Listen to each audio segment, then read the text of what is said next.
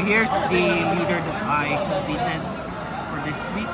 So this is OP12 Smoker. His leader ability states that attach one activate main once per turn. I can reduce the cost to an opponent's character by 1. If there are any 0 cost characters in the field, it gains 1000 power. So basically my strategy for this deck is to control their opponents as much as possible while building my own board in the mix. And once I get to do it consistently, then hopefully I get to win like in the mid to late game. So let's start off with the 2k counters. So I started off with at least 12 2k counters. All the 2k counters here are mostly used for countering, but in the worst case scenario, I do try to minus their cost if needed. So Tsuru gives -2 cost, Tashigi gives -2 cost, and T-Bone can KO characters that are 2 cost or less. But I only use it for, I would say, emergencies. Searchers, I always run 4 copies of brand new for trashing characters that are not Navy, which is also useful for characters like Rebecca or Sengoku. This is the key card, I would say, for Smoker. I always run 4 copies of Tashigi. So basically, Tashigi's ability is for me, I can reduce any character's cost by 4. And it also has an activate main wherein I can trash, not KO, a character that's cost 0 or less, and pair it with the leader ability, which can -1 cost. So basically I can KO a 5 cost character if I'm at my 6th turn. So yeah, that's pretty powerful.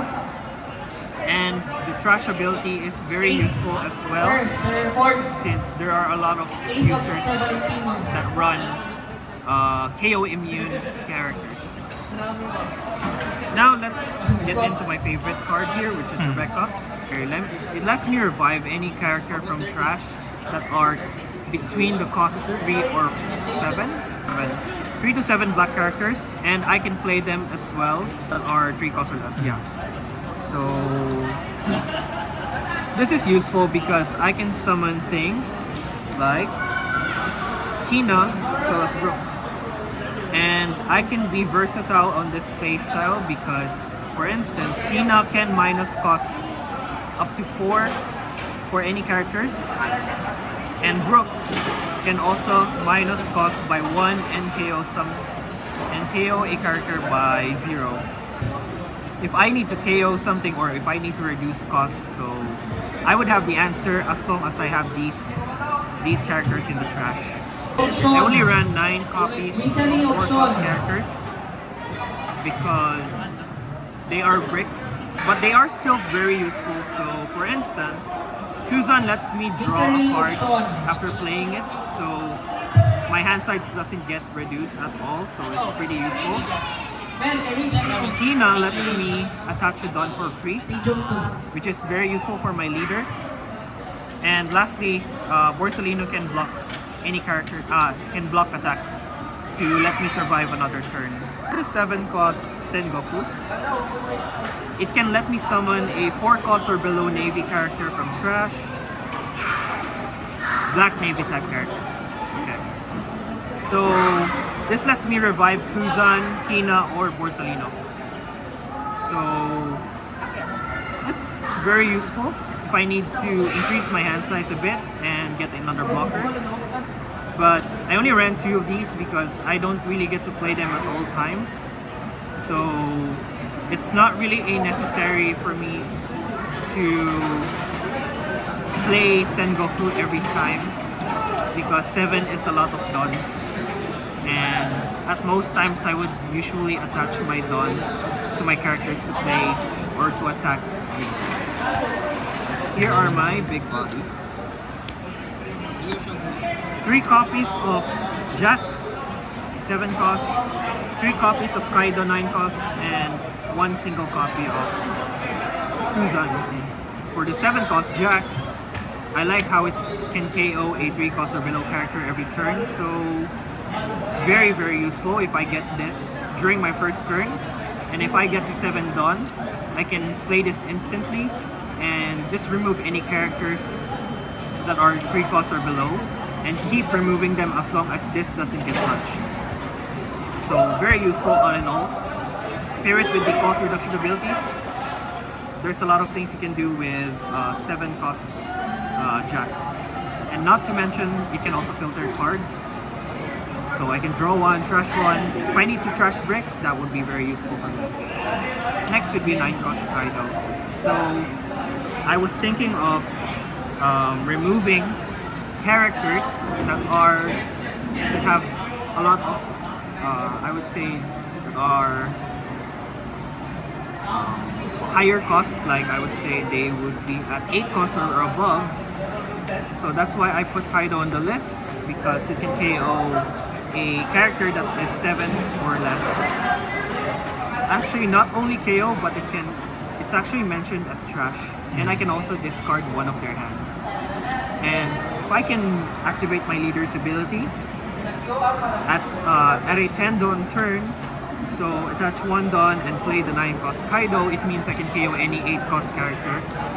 And if ever I have the Tashigi on board, which is the 3 cost 2k counter, it can let me KO a 10 cost.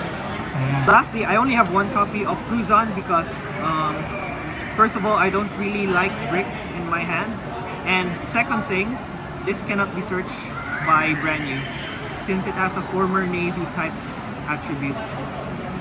And that's the reason why there's only 1 Kuzan. So in case I drew this in my hand, that would be great, but it's not really necessary every time. And for my events, I ran 3 Tempest Kicks and 0 cost Rokuoga. 0 cost 3k counter.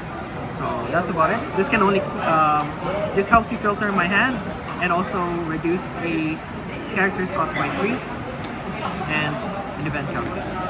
So they have a lot of similarities with Lucci, and the deck building that goes along with Smoker and Lucci.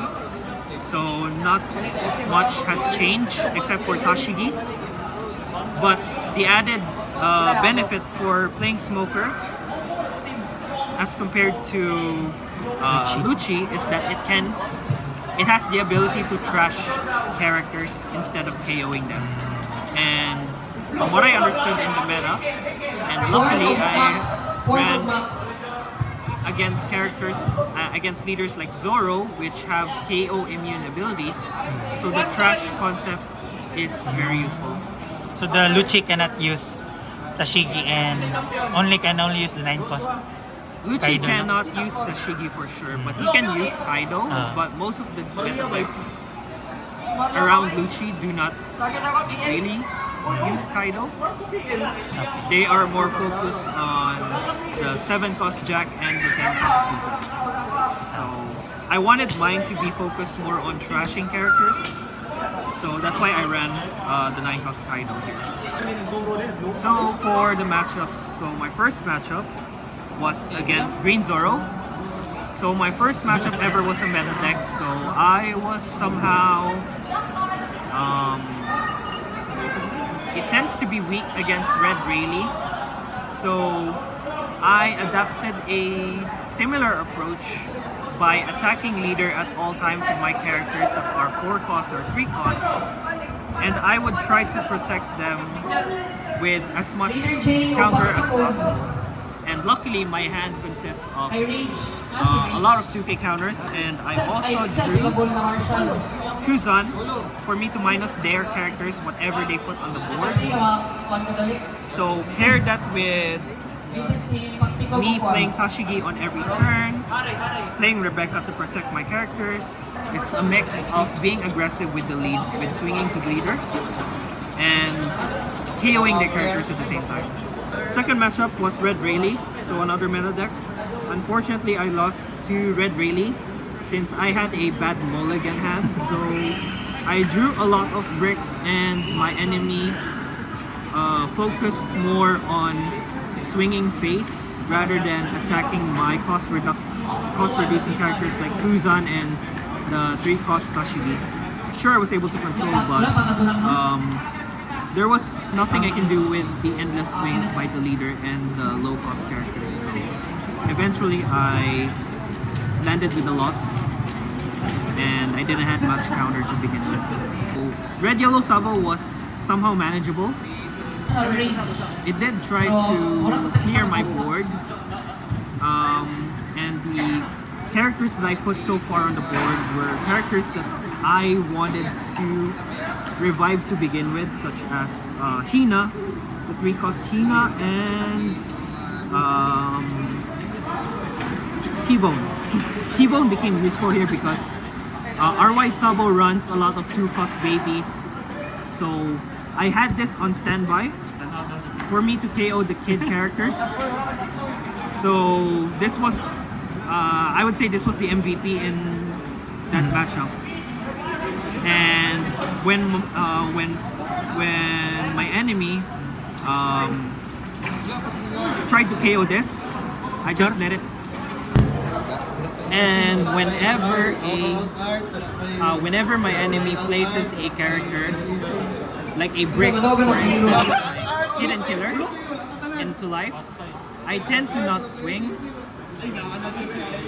Actually, I tend to swing at like 5k or 6k just to remove their counters in hand and just stack my board with a lot of 6k power characters and fill up my board with a lot of blockers. So it didn't really matter to me if my life was at 0, as long as I can fill my hand with 2k counters with the help of Rebecca.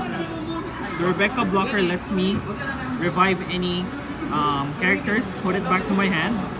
So whenever my T-Bone gets KO'd, I just put it back to my hand and I don't play any 3-cost characters, just so I can increase my hand size and counter ability.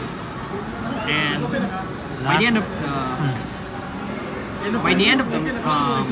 by my last turn, I decided to swing with all my characters, and luckily I was able to get the win. Round 4? And for my last matchup, I played against Lim. So this was a so-so matchup for me since Lim runs a 1-cost character that makes it immune for crowd control, including trash.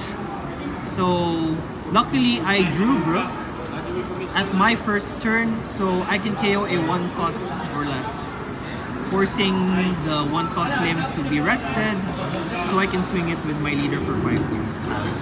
Once the 1-cost Lim is gone, it was an uphill battle for me since I can just remove their characters every turn while building up my own board.